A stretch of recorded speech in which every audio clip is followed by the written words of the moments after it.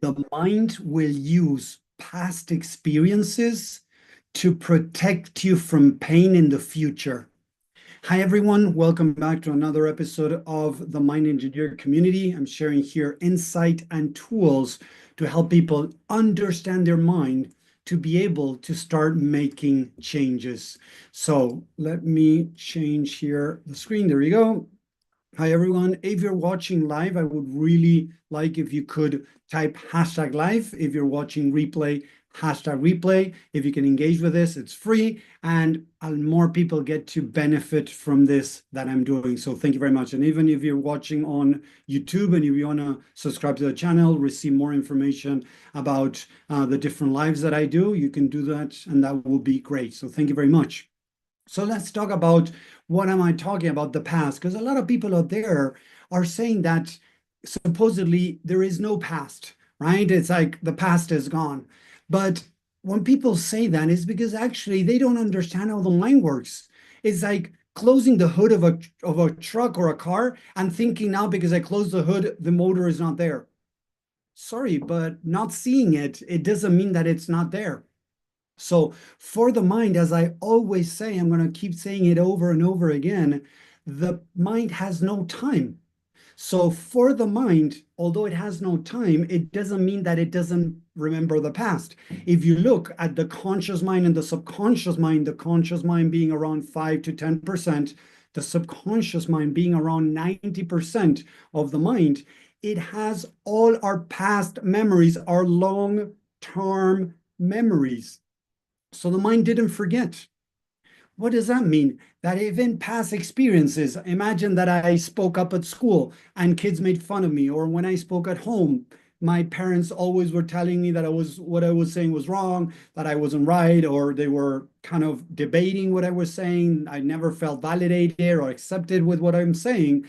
I'm going to start learning to create mechanisms, protective mechanism to protect me from feeling the pain that I felt back then. Because imagine that my parents were not supportive each time I spoke up, or at school I was made fun of.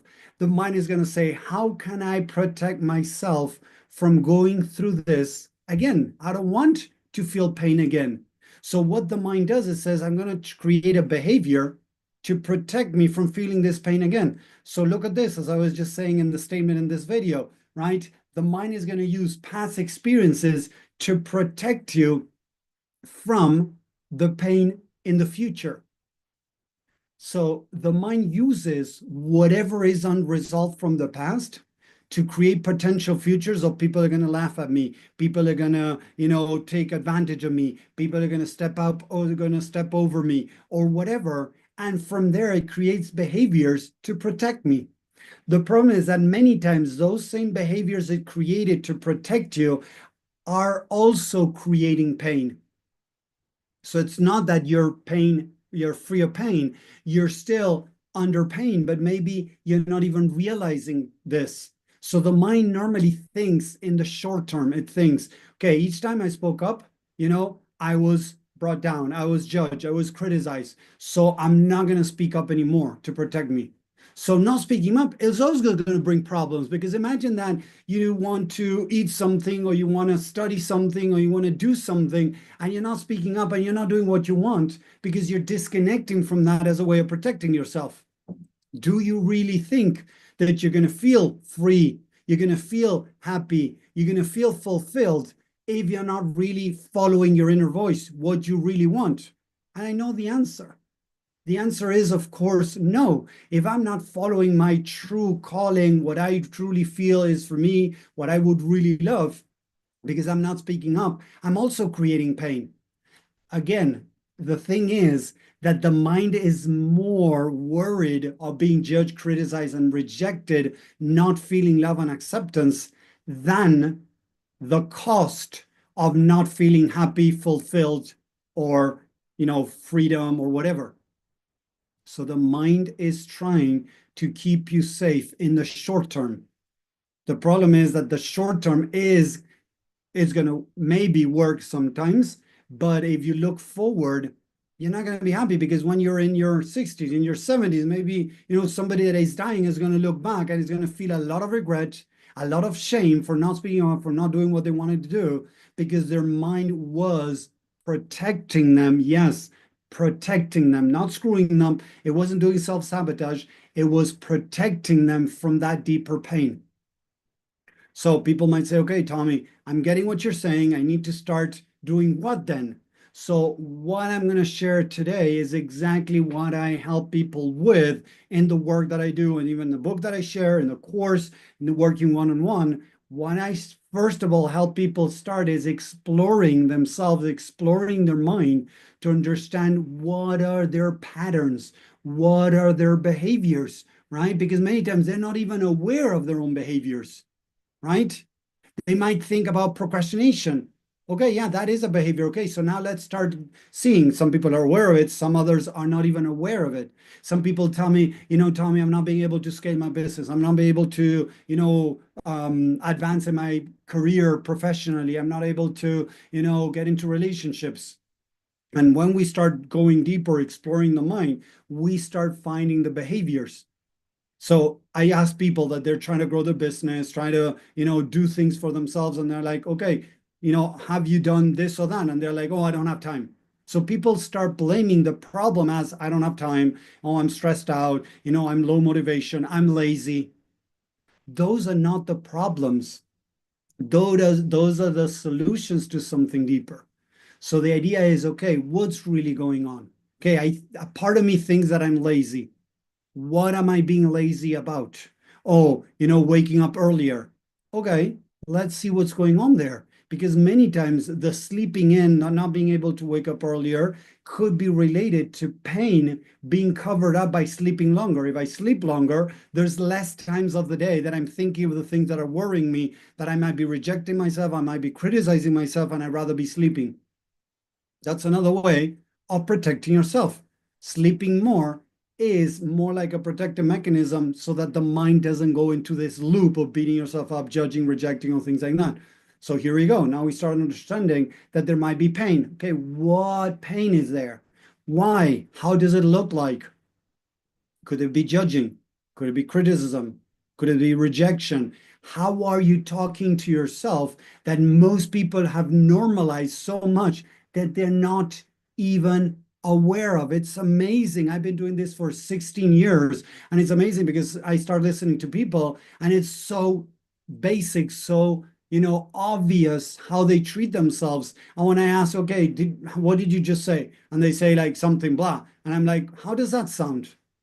Yeah, I'm just, I'm saying that I should be further again, that I should have done something different in my life.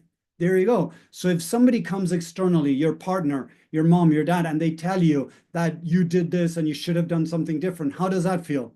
Oh, yeah, I wouldn't like if they do it. Okay, but you're doing it to yourself. Oh, you're right.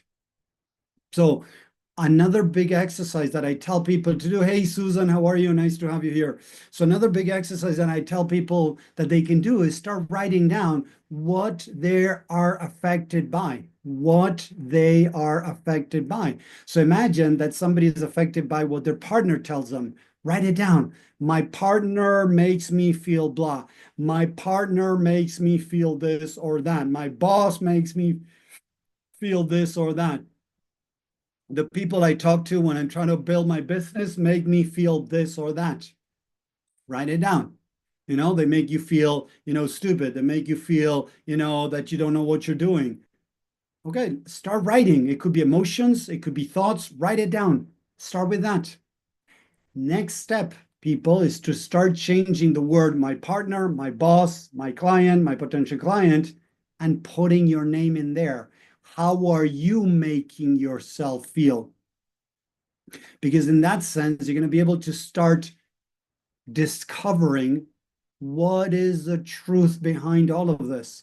Because as I always say, life is going to bring you people and circumstances that are going to help you reveal how you are treating yourself. The way others treat you normally is a reflection of how you are treating yourself. And a lot of people don't like listening to this once, well, more than once. I wrote posts around narcissism and things like that in different groups.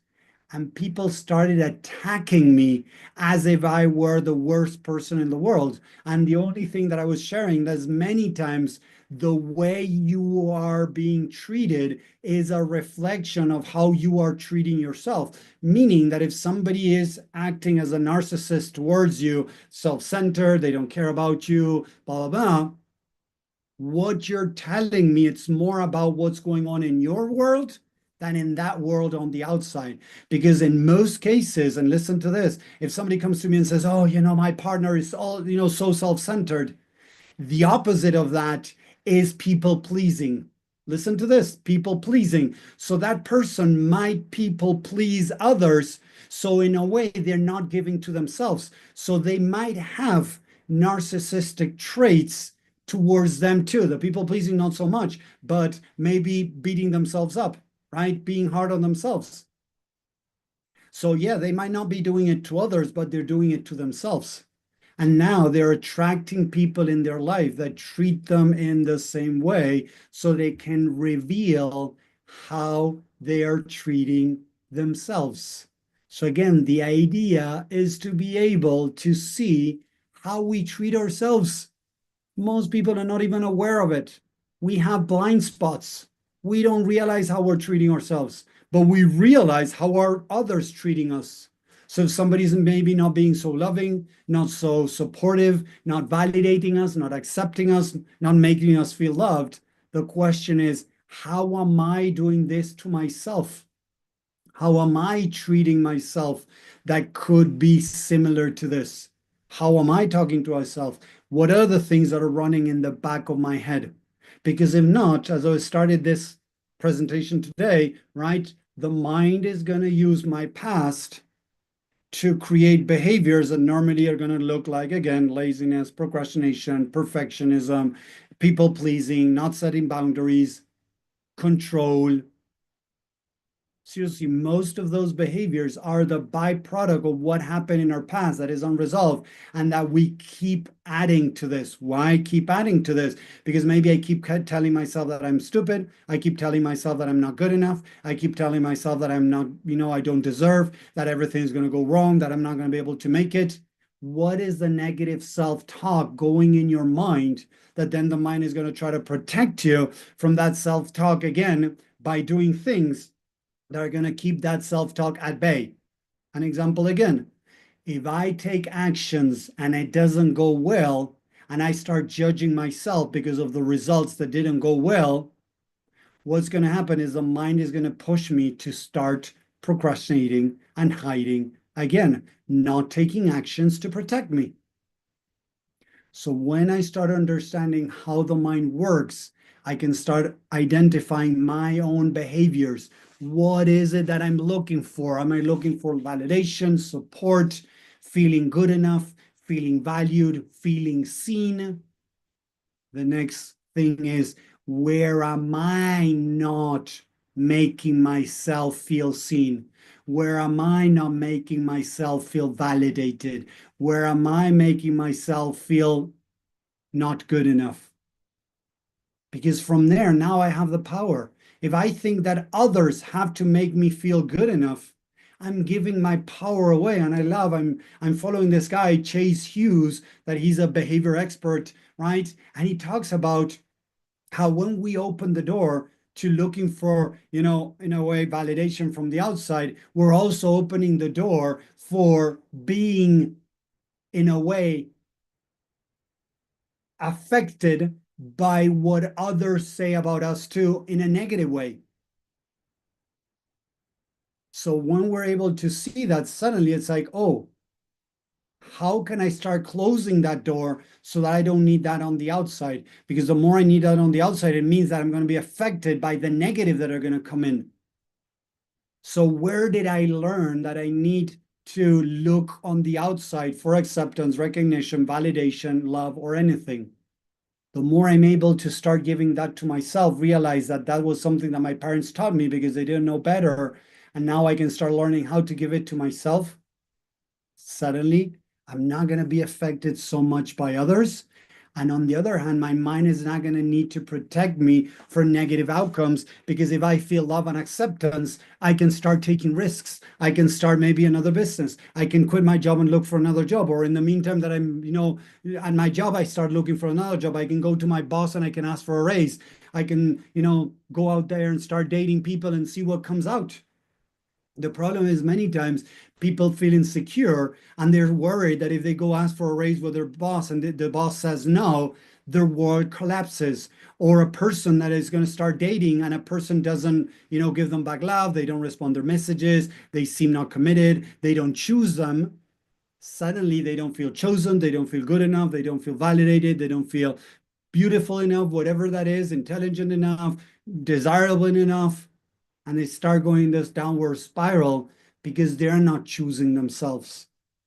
The more we work on revealing those mechanisms, seeing what we have been taught in the past, that is projecting potential futures, and the mind is going to create behavior to try to protect us from that, that's when we truly start becoming free of judgment from others, free of, feeling that, we cannot set boundaries, free of needing to people please, free of perfectionism, free of any type of behavior that is holding us back. Because at the end, it's these behaviors that are trying to help us that normally are holding us back. So it's becoming who we're meant to be by exploring the mind, entering into the mind, understanding the different behaviors, loving and accepting every part of us, the behavior of that part of us that is falling into people pleasing.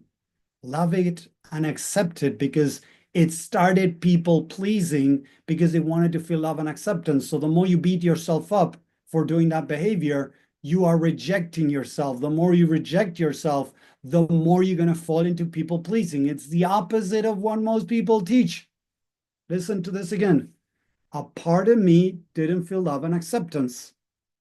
As a part of me didn't feel love and acceptance, it created people pleasing to try to gain that love and acceptance from others. As I now beat myself up for doing that for many years, nowadays, whatever, it doesn't matter, but for doing it, what I'm doing is creating more pain, more rejection. More rejection, the mind is going to use the same behavior it created in the first place to try to look for love and acceptance on the outside. So beating yourself up is only reinforcing the behavior. So if you want to change, I would really recommend you start working on loving and accepting the different parts of you. Because again, how this guy teaches it too, Margaret Paul, Chase, Hughes, and I've been teaching this for 16 years, is you got to imagine that that part of you that is created the people pleasing was a little boy or a little girl. So would I beat up my kid if he's trying to people please? No, because I'm realizing that he's trying to feel love and acceptance. So what he needs is love and acceptance. When you see yourself as that little kid that created those behaviors to try to fit in, to feel love and accepted by mom, dad, at school, friends, others, now you look at that part of you in a more loving way. And when you understand when somebody might be judging you or criticizing you, it's just a little kid, 8, 12. Imagine Tommy saying, oh, you're not good enough. And now instead of seeing Tommy, 46-year-old man, imagine a 8-year-old little Tommy that is scared and is trying to make you feel crap because he feels like crap. Suddenly, what others say, it's just coming, the negative that others say is coming from a little child that is not resolved inside of them. So now, sorry, it's not a 46-year-old telling you that you're not good enough, that you don't deserve, that you're not valued, that you're never going to make it. It's a little kid that is really scared. When my dad told me I was going to end up in jail with one of my projects, one of my businesses, it wasn't illegal. I was not doing anything wrong, but he was scared. When I moved to the mountains here where I'm living right now, like 8 years ago, my dad told me you're going to end up in the streets with no money, failed, and you're going to come back to Buenos Aires with nothing. That's what he told me. That was a little kid that he was freaking scared. That wasn't a 50, 60 something old guy, my dad. That was a little kid. So now suddenly, that whatever that person is saying negatively, picture that person as a little kid. Suddenly it loses all its power because it's a little kid that it's an adult with unresolved issues that's behaving and talking from that fear, from that part of them that is unresolved. Suddenly it loses its power. So the idea is to understand these things, how the mind works, how to spot how we are treating ourselves. What are those behaviors that might be blind spots that we're not seeing? So now people from the outside have started to treat us like that, right? To understand what's going on.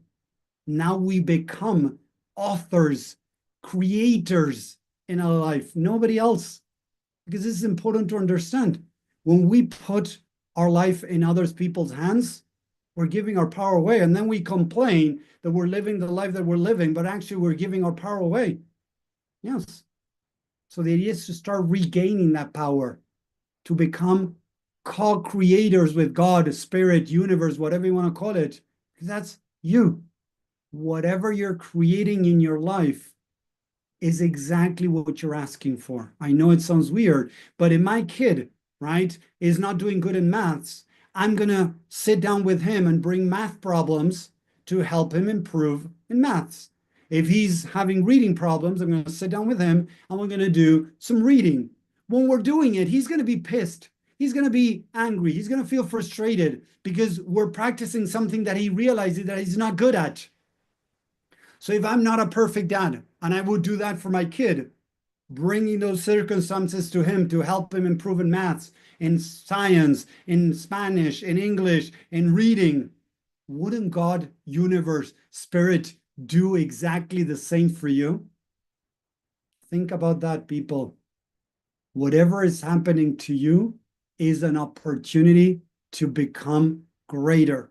I love a movie that is my God Almighty, I think it is with, oh, what's the name of the guy? Stephen Carell. Stephen Carell, you can look it up. Stephen Carell, uh, God Almighty or something. It's about an arc where Stephen Carell is a politician and God calls on him to build an ark. And it's amazing because I'm not going to spoil the movie, but in one part of the movie, it's amazing because the wife is talking to God and she doesn't know. The wife is talking to a waitress, a waiter, sorry, a waiter that is God undercover. And the woman says, I prayed to be able to have a more, unified family, more love, more acceptance, have a tighter family together. And now things are as they are. And they had kind of got into a big fight. And God tells this woman, do you think that God is going to send you courage just because you asked for courage? Or is he going to send you situations where you're going to be able to prove your courage? And I love that because I cannot just give my kid maths, and solve his problems. That wouldn't help him grow. So what if God is sending you exactly what you need to help you grow? What if you are asking God, universe, spirit, to send you the circumstances? Suddenly, I'm the creator. I'm the author in my life, in whatever that is. I'm not saying it's comfortable. I'm not saying is, something that you would choose maybe at a conscious level from the human side. If you're struggling economically, if you're struggling with some type of disease or something, I'm not saying it's comfortable. I'm not saying that, you have to, yeah, accept it. Yes, sorry, we have to accept it. But I mean, like, it might be uncomfortable. It might not be pleasant, but it might be exactly, or it might be, no, sorry, let's put it another way. It's exactly what you're needing to grow and evolve.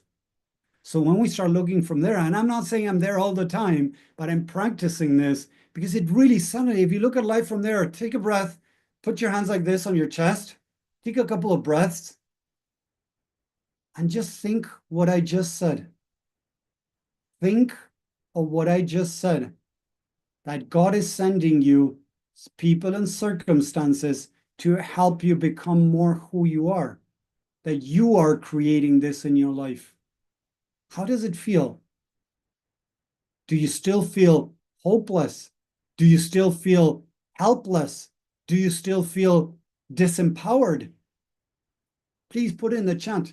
How does it make you feel when suddenly you start connecting with that and saying, like, whoa, if I'm a dad and I'm helping my kid with maths, Spanish, reading, whatever, sports, to help him become better, even though sometimes he might complain that he would rather not be in that situation of, practicing maths.